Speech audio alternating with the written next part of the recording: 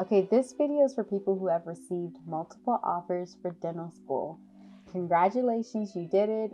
All right, so if you're anything like me, I am highly indecisive. And for me, it takes a lot of careful decisions, decision making, careful planning, reaching out to people, and just time in general for me to make a sound decision. And that's just not with dental school. That's with everything in my life, unfortunately. But I guess it works for me. All right, but I'm not going to make you wait for those three things, the three advice or tips I'm going to give you. The first thing is cost. The second thing is location. And the third thing is the response to COVID/curriculum. So the first thing I'm going to go ahead and dive into is cost. When I was in your shoes deciding on what school to attend, a dentist gave me some really good sound advice that allowed me to kind of eliminate schools very quickly. And he says cost greatly determines how you practice afterwards. And I can especially attest to that because I'm a non-traditional student. After grad school, I worked for 3 years. And during those 3 years, I was paying off my undergrad/grad school loans, and $400 deducted from my monthly paycheck is something I felt greatly and did kind of affect how I lived. And I know up until this point, you've been only focused on getting into dental school, which is the best thing to do, and it helps. You made it here. But at this point, the point that you're a future dental student, you want to start thinking about life after dental school and what can best prepare you for life after those 4 years. And so if you received a scholarship, or if you have some type of financial support that's investing into your dental education, by all means, go to that school, or accept that financial support that's coming your way, because you're going to need it. And again, that's going to affect life after dental school. So definitely choose schools based off of cost. I would say that a lot of schools, every school is accredited, so it shouldn't make that much of a difference choosing one over the other. When I was applying originally, when I had my offers originally, I didn't have the option to choose my state school. I was waitlisted at that time. And so being waitlisted, I had to choose kind of the lesser of the evils with the out of states as far as their costly tuition. And I ended up getting a scholarship at one school, and that quickly eliminated other offers just because of the sizable scholarship I received. But unfortunately, I declined that offer when but fortunate for me, fortunate for somebody else, when a seat was available at my state school, because my state school was still much more affordable even after receiving the scholarship from the out-of-state school. So definitely consider that, because that's going to determine how quickly you can reach your goals as a future practicing clinician and setting up hopefully your own practice one day, or whatever endeavors you have in life. All right, so last thing with cost is you always want to plan for the unexpected. And dental school has a lot of little hidden fees. One I can really direct you to that is present at my school. It may not be at the school you plan to attend, and definitely ask if you don't know this. Is for operative, they give us some extra teeth to practice with, and some it's like 1 or 2, but the rest we have to buy on our own. And I know $1.50 here or there is not a lot, but $1.50 adds up.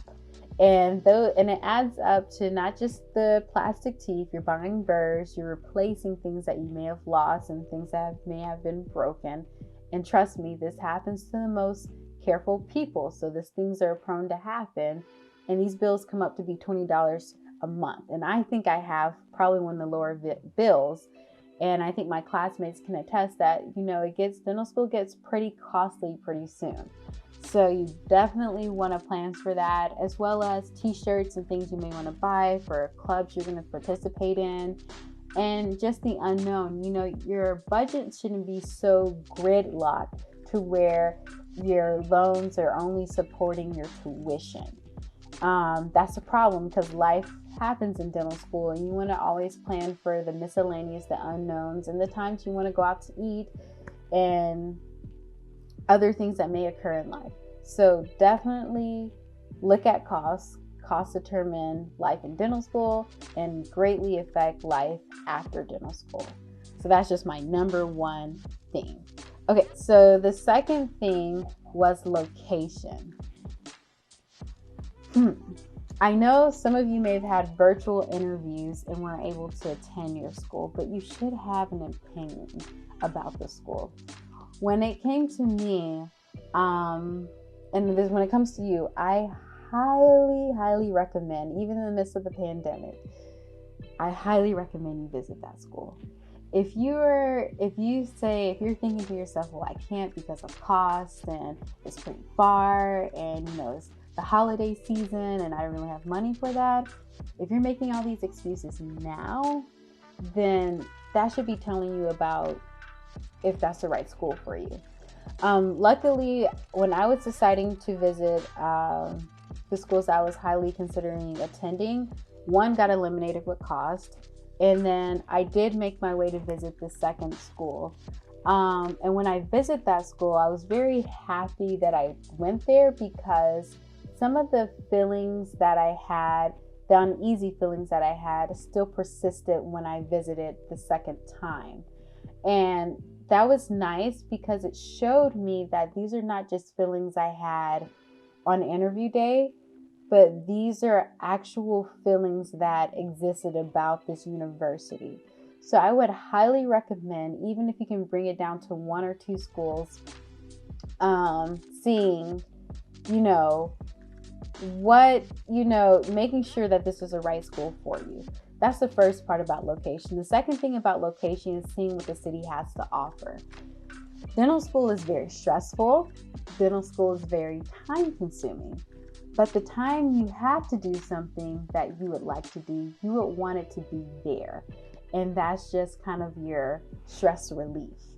And being at the city, you want to see if it has kind of like the mall you like, or if it has certain, attractions or different nature. I guess we look at the geographic, or I guess where it's located, to see if any nature walks, water, and all these other things. The school I'm currently at, the city doesn't have much to offer. It has a lot of outdoorsy things to do. But if I want to do something, I'll hop over to Columbia, or I'll go to Atlanta, which is nice because in Columbia I have my Whole Foods and it's just an hour out. And I'm a Whole Foods junkie. My city currently doesn't have it that I'm in, and I get to do those. I get to shop and eat certain places that is not normally present in my city. But also being only 2 hours away from home is nice, which is Atlanta, because it allows me to be, to have quick access to my support system, which is important, that they can come and visit me and that I can visit them. And that's really for both my family and my husband's family. I'm married, and that's another thing you want to consider. If you are married, consider your spouse and job availability for them as well, because they're making a commitment just as you are in dental school. So it's a sacrifice both ways. So definitely consider them. And it luckily works out. My husband's job is an hour away. He is remote, but in the end, it did work out for us, which is nice. So definitely consider that. The last thing is, as much as I told you want to consider and make sure your city has everything, you also want to make sure that it's not too distracting. Recently, I visited Arizona, and specifically Maricopa County, and it was just funny to me because it was said a lot throughout the election. So I was like, okay, now I'm finally in Maricopa County. And it was amazing. Oh my goodness, Phoenix and all that. Oh, that was amazing. And I was like, man, I should have applied to the dental school that was located in this city. But as I thought about it more, I realized it's a bit too distracting for me. And sometimes too many places is too distracting. Let's face it, at times you're not going to want to study, and you're going to want to do all these other things that are available to you. So you may want to also consider a place that is, a little bit more quiet in order for you to focus, because primarily you're there to study, primarily you're there to get a degree, and primarily you're there for the school, not for the location. These are just the extra things that comes along with it, and to also, I guess, better your experience overall. So definitely consider those things, but also consider your primary reason for going to that place, which is for dental school and to get a degree. All right, last but not least is COVID/curriculum. How can I say this? You want to take a hard look and see how well the school you plan to attend handled COVID. Yes, I get it. Nobody could plan for it. But what it says about the school, it says a lot about how well they adapt to change. And that's extremely important, because COVID may not happen for 4 years, but changes will be made. You want to see how well your school adapt to them. So how do you go about this? First thing is, what I did when I was in your shoes is I watched the Future DDS videos, and I specifically contacted the people that did the interviews and reached out to them about questions about their school. And they pretty much, and I would highly recommend it, because you said, well, they already said everything they needed to say. But to be honest, just to be truthful, people are less prone to say negative things about their university online. And I'm not going to say they are going to be outstanding negative things they have to say, but they will give you truthfully what their school does very well and what their school doesn't do so well. And I think that's very important to know, that not to lower your expectations, but to know what you're getting into by attending that university.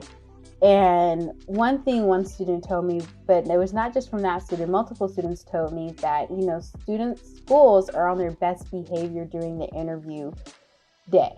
And well, at least they should be. And with that being said, you're not going to be able to pick up on all the nuances and all the things that other people could see, because especially since you're just trying to get in at that point. But at this point, you have an offer. Go ahead and reach out to those students. Reach out to the D1s. Ask them how they like their experience virtually for the first semester. Also reach out to D3s and D4s and ask them about that patient population. That is huge, and determine your success of getting out of there and passing your boards and all that. So, and I would definitely ask them about that and your requirements. Also look at your breaks. Breaks are important. I know we only get 2 weeks. We get a spring break here and there, but we only get 2 weeks in the summer, and that may not cut it for some people. So you definitely want to look at how the school have, breaks within the curriculum. And testing is also may be important. I know one school I was applying to, the way they did it is, all your courses, you would have a test on that every maybe 2 to 3 weeks. I know some people may test every week. Some people have tests every day or something like that. I don't know. Or quizzes every day, not tests. But that's something that you definitely want to look into to see which better fits your learning style, and which one are you more likely to really be successful because of how they present their program. Another thing is within the curriculum. I know our school just had a curriculum overhaul, and I know for some schools, anatomy and physiology, all the systems are together in one course, but ours are broken down into we have a class for each system. So that's something very interesting, as well as pharmacology. I know one school I was visiting, a student said, they didn't appreciate the way pharmacology was presented to them. They wanted to be a little bit longer than it was offered to them. So that's just something to consider. So consider all those little nuances. If you have a hard time finding the curriculum, definitely reach out to the admissions committee. You're at the point to where you can reach back out to the admissions committee. They're not going to revoke their offer. They want you there. So ask as many questions as possible. This is also a great time to talk to dental students. We are on a break. They're going to be very happy to talk to you. Ultimately, they want to see you succeed. So those are pretty much my tips: cost, location, COVID/curriculum. Last thing is everything. I want to, when you're making a mindful decision, know that everything is not going to always fit you to a T. You want to see what you can give and take. And also remember that even though it's professional school and you expect the highest treatment of them all, professional school is still prone to human error. And that's still going to happen probably your first year throughout your last year. So be patient. You are prone to human error. Even you are likely to make even mistakes as you become a practicing clinician. These are humans that run this program, so things are likely to get lost in translation and things can happen. But ultimately, if you take time in making a conscious decision, you made the right decision, and you have by no means you have any reason to second guess where you're receiving your education. All of them are accredited, and you made it this far. They're all great schools, and nobody's really going to ask where you graduated after. They just want to see your work and what you can do. But that's it for this video. I hope this was able to help you out a lot. All right, bye.